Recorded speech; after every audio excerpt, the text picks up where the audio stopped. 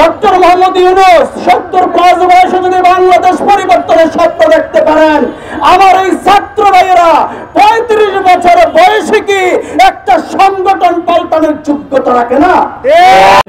এটার সাথে আমরা পুরোপুরি একমত। ইতিমধ্যে আপনাদের সাথে বেশ কয়েকটি প্রোগ্রামে একত্রিত হয়েছি। আজকের জ্বলন্ত উদাহরণ, এই মুহূর্তে মাহমুদুর রহমান মান্না বক্তব্য দিলেন ওনার বয়স 70+। 70 বছর বয়সে যদি রাষ্ট্র পাল্টানোর স্বপ্ন দেখতে পারেন, ডক্টর মোহাম্মদ ইউনূস 70+ বয়সে যদি বাংলাদেশ পরিবর্তনের স্বপ্ন দেখতে পারেন, আমার এই ছাত্র ভাইয়েরা 35 বছর বয়সে কি একটা সংগঠন পাল্টানোর যোগ্যতা রাখে না? এটা বুঝতে হলে কি যুদ্ধ করতে হয়? এটা বুঝতে হলে কি রক্ত দিতে হবে? আমি উপদেষ্টাদের সাথে অনুরোধ করব, একজন গুরুত্বপূর্ণ মানুষ নিয়োগ করুন, এই বিষয়টি বুঝে এটা সমাধান করুন। আব্রাহাম লিঙ্কন 55 বছর বয়সে রাষ্ট্র পরিচালনার দায়িত্ব পেয়েছেন। আজকে ট্রাম্পের কথা জানেন, প্রায় 80 বছর বয়সে রাষ্ট্র পরিচালনা করেছেন। এটা কোন কথা? বাংলাদেশে আমরা মনে করি যদি 65 বছর বয়সে তিনি অবসরে যান, তিনি 40 বছর বয়সে চাকরি পেতে পারেন। তিনি বাকি 15 বছর সার্ভিস দিবেন, সে অনুযায়ী তিনি ভাতা পাবেন। অসুবিধা কোথায়?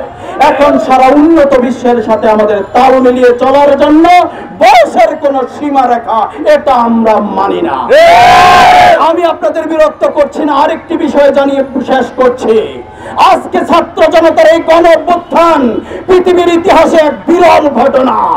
রাজনাথ সিং ঘসিটি বেগম সেই ভারতে বসে এখন চক্রান্ত করছে। রহমান মান্না বলেছেন আমাদের বিজয় এখনো শেষ হয়নি। আসলেই, কারণ ঘসিটি বেগমের যে স্বৈরাচারের দোসররা প্রত্যেকটি স্তরে কিন্তু এখনো বসে আছে।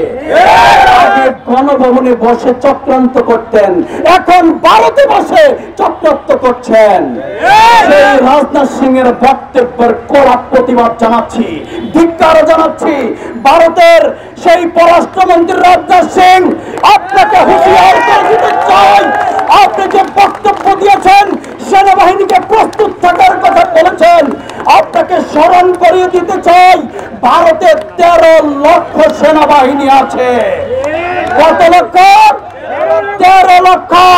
বাংলাদেশে 20 কোটি দেশপ্রেমিক জনতা আছে। রাজনাথ সিং, আপনাকে 1 মাস সময় দিলাম, আপনি পড়াশোনা করুন, ভিয়েতনাম যুদ্ধ নিয়ে পড়াশোনা করুন। আপনি ভিয়েতনাম যুদ্ধ নিয়ে পড়াশোনা করুন।